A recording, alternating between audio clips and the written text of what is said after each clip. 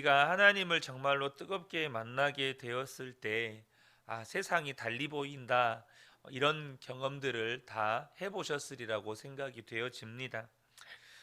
저와 여러분이 정말로 주님을 바라보는 이 믿음의 눈이 떠지게 되면 모든 것이 달리 보이게 됩니다.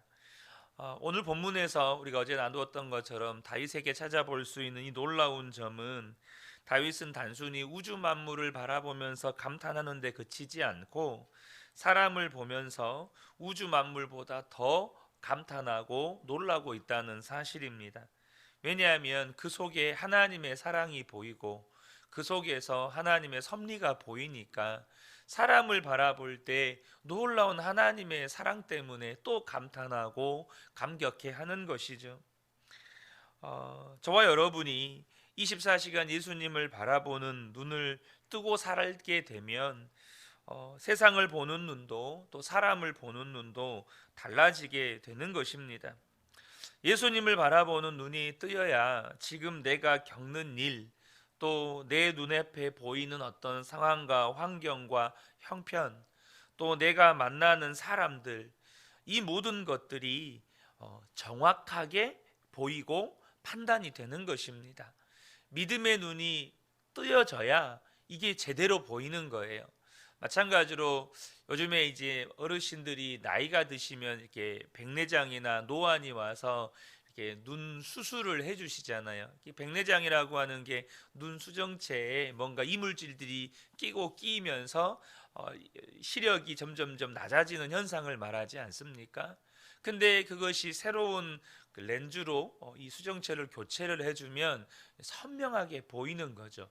마찬가지로 저와 여러분이 주님을 바라보게 되면 우리의 믿음의 눈이 뜨여지게 됩니다. 그러면 내 주변에서 일어나는 모든 상황과 환경들, 사람들마저도 정확하게 보고 판단할 수 있게 된다는 거죠. 저와 여러분이 내가 지금 예수를 잘 믿고 있는지 그렇지 않은지 무엇을 보고 알 수 있을까요? 계시록 말씀을 보면요, 예수님께서 에베소 교회를 향해서 책망하시는 말씀이 기록이 되어 있습니다. 계시록 2장 4절과 5절 보면, 그러나 너를 책망할 것이 있나니 너의 처음 사랑을 버렸느니라. 그러므로 어디서 떨어졌는지를 생각하고 회개하여 처음 행위를 가지라. 만일 그리하지 아니하고 회개하지 아니하면 내가 내게 가서 내 촛대를 그 자리에서 옮기리라 라고 말씀을 하십니다. 이 에베소 교회가 예수님으로부터 책망을 받은 내용이 무엇입니까? 그 핵심은 처음 사랑을 버렸다는 것입니다. 이 처음 사랑은 하나님의 사랑, 아가페의 사랑을 의미하죠. 그들은 분명 예수님을 처음 믿게 되었을 때 이 하나님의 사랑 때문에 그들 안에 사랑이 있었습니다. 성도가 서로 사랑하고 이웃들을 사랑하고 교회가 사랑으로 충만했어요. 그런데 언젠가부터 교회 안에 이단들이 들어오기 시작했습니다. 그래서 그들을 교회에서 내쫓아야겠어요. 그런데 문제는 이단들을 쫓아내야 된다는 것에 너무 치중하고 집중한 나머지 이제는 서로가 서로를 의심하기 시작하는 겁니다. 그 의심이 점점점 커져서 이제는 서로를 미워하기 시작하는 거예요. 어느새 성도와 성도 사이에 사랑은 없어지고 미움과 의심과 분열과 다툼이 빈번하게 일어나는 것입니다. 그렇게 그들이 처음 사랑을 잊어버린 사건, 옳고 그름, 누가 이단이냐 아니냐 이것을 가려내고 쫓아내는 데만 몰두한 나머지 하나님의 사랑을 잃어버린 이것 때문에 하나님께서 그들을 향하여서 촛대를 옮기시겠다는 무서운 심판의 말씀을 하십니다. 이유는요, 사랑을 잃어버렸기 때문입니다. 여러분, 성도는 사랑을 잃어버리면 다 잃어버린 겁니다. 여러분, 이거 아셔야 합니다. 내가 여전히 교회 주일 성수 열심히 하고 있고 또 우리가 1시간 기도 운동을 하고 있고 새벽마다 기도를 하고 또 봉사도 하고 전도도 하고 여러분 그 모든 것을 우리가 하고 있다 할지라도 성도는 사랑을 잃어버리면 다 잃어버린 겁니다. 사랑을 잃어버렸다는 건 우리가 주님을 바라보고 있지 않다는 뜻이 됩니다. 내 안에 예수로 충만해 있지 않다는 의미이기 때문입니다. 여러분, 성도가 예수님을 믿으면 얻게 되는 가장 귀한 축복은 사랑입니다. 여러분, 사랑이에요. 사랑은 영원하다고 말씀하시죠. 여러분, 지금 행복하십니까? 세상이 아름답게 보이십니까? 여러분 주변에 있는 사람들이 사랑스럽게 느껴지십니까? 그렇다면 예수님을 잘 믿고 있는 겁니다. 그런데 여러분 요즘에 좀 짜증이 많이 나신가요? 세상 사람들은 다 경쟁 대상으로 보이고 험하고 사람들은 믿을 수가 없고 그냥 믿고, 그러면 지금 내 신앙생활 어딘가에 뭔가 문제가 생긴 겁니다. 우리가 24시간 예수님을 바라보는 믿음이 왜 중요합니까? 그것은 우리의 마음을 세상을 바라볼 때 아름답게 보이게 하고 사람을 볼 때 사랑스럽게 여기게 하는 역사가 바로 예수님으로부터 오기 때문입니다. 우리가 은혜 받았을 때 다 그런 경험을 합니다. 그런데 문제는 지금 아니겠습니까? 제가 지금도 기억나는 게 하나가 있는데요. 제가 고등학교 때 수련회를 가기 전에 누나랑 대판 싸우고 수련회를 갔습니다. 근데 수련회 3박 4일 수련회를 참석하는 내내 그게 너무 마음에 걸린 거예요. 그리고 거기서 그게 왜 이렇게 회개가 되는지, 제가 회개가 됐던 이유는 내가 예수님 믿는다고 하면서 예수님 떠난 누나와 대판 싸워놓고 예수 믿는 것들이 젓가락서니 하고, 제가 이런 모습으로 누나에게 비춰진 것이 하나님 앞에 너무 죄송스러워서 막 그렇게 울면서 회개를 했던 기억이 나요. 그리고 돌아왔어요. 제가 돌아와서 제일 먼저 한 게 뭐였냐면 고등학교 2학년 때였는데 누나 앞에 무릎을 꿇는 거였습니다. 그리고 누나랑 수련회 가기 전에 싸웠던 것에 대해서 누나 앞에 무릎을 꿇고 사과하는 것이었습니다. 왜 그렇게 될까요? 다른 게 아닙니다. 예수님이 내 안에 충만하니까 그렇게 미웠던, 꼴보기 싫었던 누나가 사랑스러워지고 그랬던 것이 미안해지고 그렇게 되는 거죠. 여러분, 과거에 그랬냐가 중요한 게 아닙니다. 지금이 문제입니다. 우리는 오늘 주님 앞에 서는 거지. 혹시라도 오늘 주님 앞에 간다면 바로 지금 가는 거잖아요. 그잖아요. 그러니까 지금 내가 지금도 여전히 그러냐는 겁니다. 그런데 문제는 많은 분들 가운데 지금은 은혜가 사라졌어요, 이런 말들을 하시는 분들을 종종 보게 됩니다. 왜 그렇습니까? 은혜 받은 때가 너무 멀리 지났기 때문일까요? 여러분, 그게 아닙니다. 그럼 우리가 어떻게 해야 됩니까? 다시 부흥회에 참석을 하거나 혹은 기도원에 올라가서 정말 금식 기도를 하면서 은혜를 회복해야 되는 겁니까? 많은 분들이 그런 생각을 합니다. 내가 은혜가 떨어졌어, 어디 부흥회 안 하나? 어디 뭐 유명한 강사 목사님 오셔서 집회 안 하나? 뭐 기도원에라도 올라가서 내가 좀 금식하고 기도를 해야 되나? 보통 성도님들이 그런 생각을 많이 해요.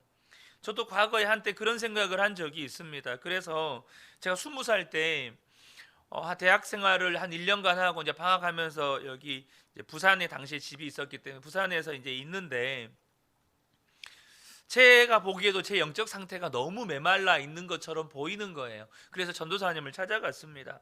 전도사님, 제가 이런 상태로 신앙생활하면 안 될 것 같은데 제가 기도원에 올라가서 좀 금식 기도라도 해야 될 것 같습니다. 그래야 제가 이 영적 상태가 다시 회복될 것 같습니다 라고 상담을 했는데 전도사님이 올라가지 말라는 거예요.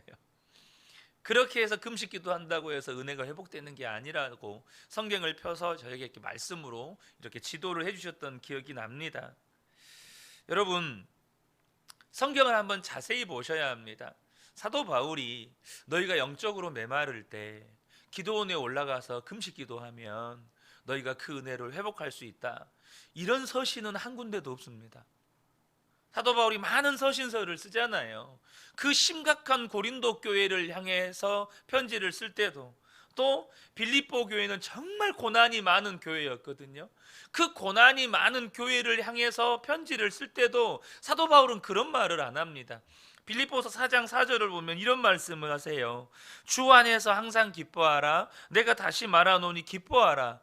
여러분, 초대교회 가운데 가장 심각한 고난을 겪었다고 해도 과언이 아닐 만큼 많은 고난을 겪었던 교회 중 하나가 빌립보 교회거든요. 근데 빌립보 교회를 향해서 주 안에서 기뻐하라, 항상 기뻐하라, 내가 다시 말하노니 기뻐하라 라고 이렇게 권합니다. 이유가 뭘까요? 항상 기뻐하라는 말은 그렇게 항상 기뻐할 수 있다는 뜻입니다. 이 항상 기쁘다는 말은 항상 충만할 수 있다는 뜻이에요. 그러므로 저와 여러분이 예수를 믿으면서 정확한 하나님의 뜻과 계획을 아셔야 합니다. 하나님은 저와 여러분이 항상 기뻐하기를 원하십니다. 이게 하나님의 뜻입니다. 하나님은 저와 여러분이 항상 충만하기 원하십니다. 그게 하나님의 뜻과 계획이에요.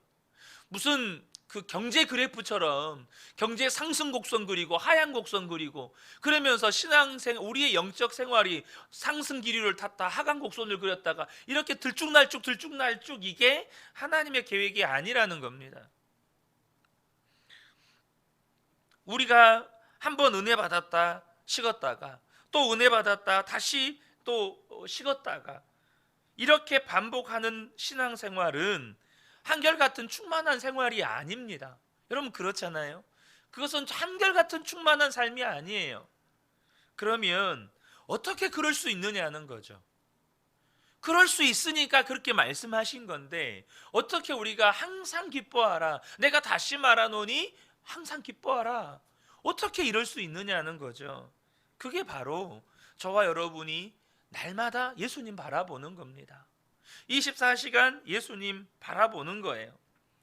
우리 가운데 충만한 은혜와 충만한 기쁨의 역사는 예수님만 주시는 겁니다. 상황이 주는 게 아니에요. 예수님이 주시는 겁니다. 예수님으로 인해서 기뻐지고 주님으로 인해서 충만해지면 세상도 아름다워지고 사람이 사랑스럽게 보이는 겁니다. 예수님께서 이렇게 말씀하셨습니다. 요한복음 4장 13절 14절에 예수께서 대답하여 이르시되 이 물을 마시는 자마다 다시 목마르려니와 내가 주는 물을 마시는 자는 영원히 목마르지 아니하리니 내가 주는 물은 그 속에서 영생하도록 솟아나는 샘물이 되리라. 예수님께서 그렇게 하시겠다는 것입니다. 예수님이 영원히 목마르지 않는 샘물이 되어주시겠다는 거예요. 우리가 절대 착각을 하면 안 됩니다. 사람 때문에, 환경 때문에 우리가 기뻐지고 행복해지는 게 아니에요. 예수님으로 인해서 내가 기뻐지고 행복해지고 충만해지고 그리고 내가 세상을 그 은혜로 변화시키고 또 사람을 사랑으로 섬기는 것입니다. 예수님이 그렇게 하신다는 거예요. 여러분, 예수님은 저와 여러분이 부흥회에 참석하거나 혹은 기도원에 가서 금식 기도하면 그렇게 하면 그때만 특별하게 역사하시는 분 아닙니다. 물론 저와 여러분이 특별한 은혜의 시간, 말 그대로 저희가 또 신년 말씀 기도회도 하고 이렇게 또 연말에는 다니엘 기도회도 하고 그런 시간들이 우리 가운데 더 충만한 은혜를 부어지는 건 사실입니다. 그런데 저와 여러분이 놓치면 안 돼요. 뭘 놓치면 안 되냐면 왜 그런 시간들 속에서 우리가 충만한 은혜를 경험하게 되는 걸까? 다른 게 아닙니다. 예수님께 집중하게 되기 때문입니다. 기도회를 해서 혹은 집회를 해서 그래서 우리가 특별한 은혜의 역사를 경험하는 게 아니라 저와 여러분이 그 시간 동안에 더 주님을 바라보게 되기 때문에 우리 안에 충만함의 역사가 일어나는 거예요. 저와 여러분이 기억하셔야 될 건 예수님은 그렇게 특별한 때에 특별하게 역사하시는 게 아니고 이미 우리 안에 오셨다는 사실입니다. 그래서 저와 여러분이 그 예수님을 계속해서 바라보게 되면 예수님으로 인해서 세상을 바라보는 눈도 바뀌는 역사가 일어나는 것이고, 또 사람을 바라보는 눈도 바뀌는 역사가 일어나게 되는 것입니다. 그런데요, 저와 여러분이 예수님을 바라보면서 그런 은혜를 누리게 될 때 꼭 한 가지를 더 점검해 보셔야 할 게 있습니다.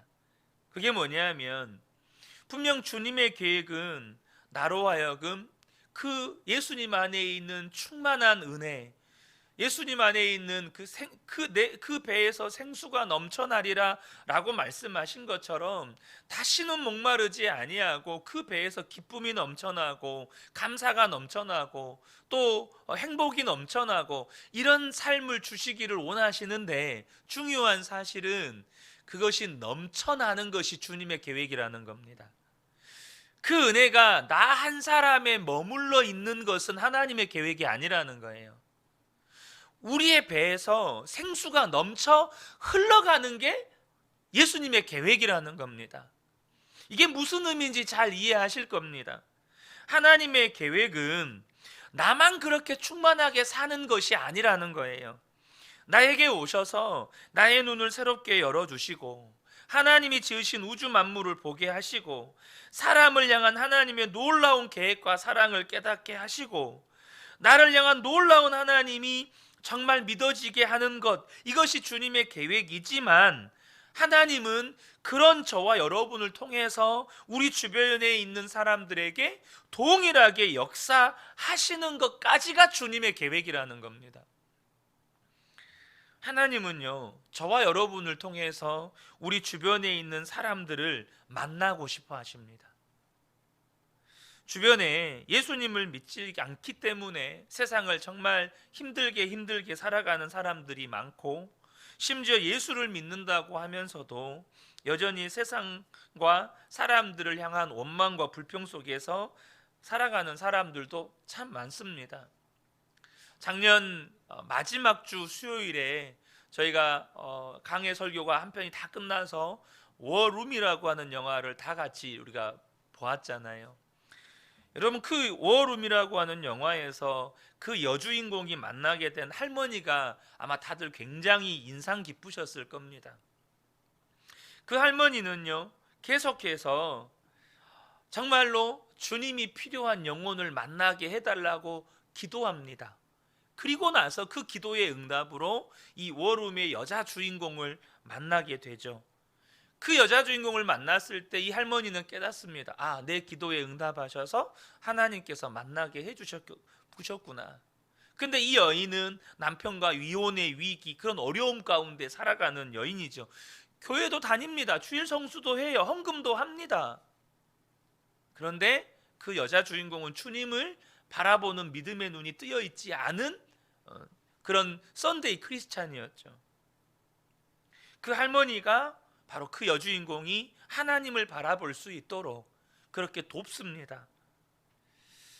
여러분, 하나님께서요, 그 여주인공을 이 할머니를 통해서 만나 주신 겁니다.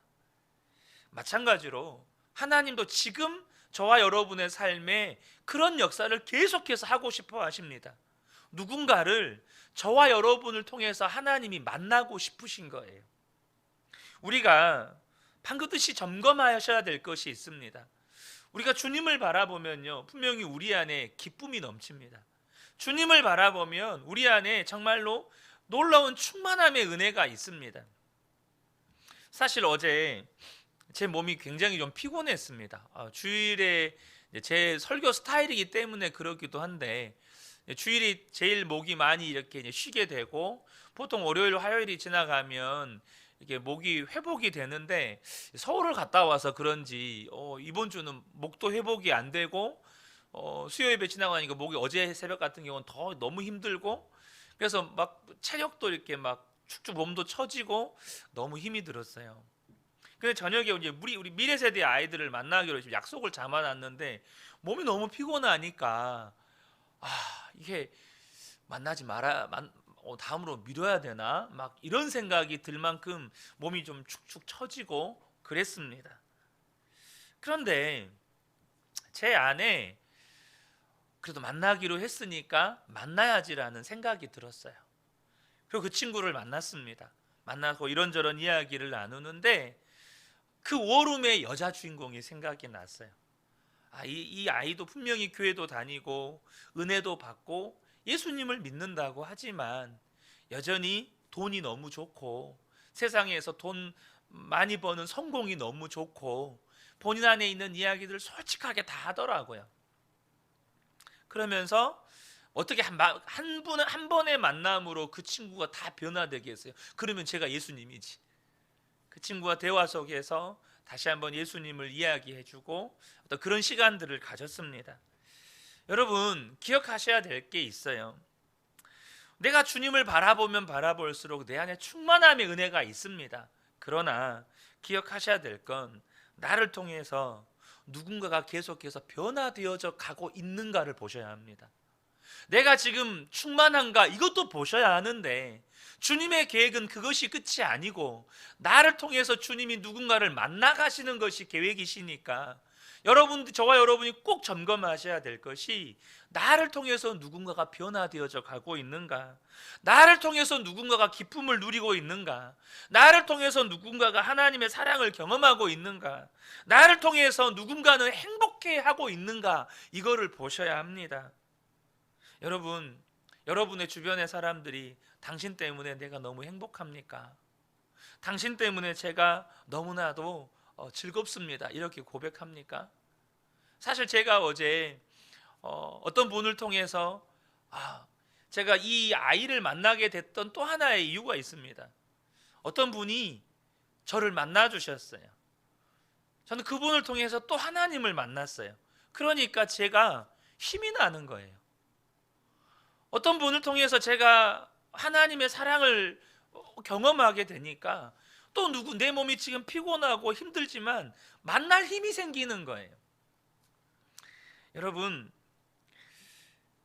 주변의 사람들이 당신 때문에 내가 너무 행복해, 당신 때문에 내가 너무 즐거워. 여러분의 아내와 남편, 여러분의 자녀가 여러분을 향해서 그런 고백을 해주고 있습니까? 예수님을 모시고 사는 저와 여러분을 통해서 생수의 강이 흘러가는 그런 변화가 주변에서 일어나고 있느냐는 겁니다. 우리가 이걸 점검하셔야 된다는 겁니다. 사랑하는 성도 여러분, 하나님의 계획이 여기까지입니다. 분명히 저와 여러분에게 그 배에서 생수가 넘쳐나는 은혜를 주시겠다고 약속해 주셨기 때문에 저와 여러분이 주님을 바라보면 분명히 우리 안에 충만한 은혜가 일어납니다. 그리고 반드시 저와 여러분을 통해서 주변에까지 그 생수가 흘러가는 역사를 주님이 일으키십니다. 이 새벽에 함께 예배하는 우리 모든 성도님들이 이제는 내가 주님 바라보고 살아야지, 내가 정말 충만한 기쁨을 누려야지, 여기에서 만족하지 마시고 이제는 내가 주님을 바라보고 살 때 내 배에서 생수가 넘쳐 흘러서 내 남편도 살고 내 아내도 살고 내 자녀들도 살고 내 주변에 있는 성도들도 살고 또 내가 만나는 사람들도 살아나는 역사가 있었으면 좋겠다. 하나님, 내가 그렇게 살고 싶습니다. 그렇게 마음의 소원을 가지게 되고 이제 그것을 가지고 기도하며 나아가시는 저와 여러분 되시기를 예수님의 이름으로 축복합니다. 아멘.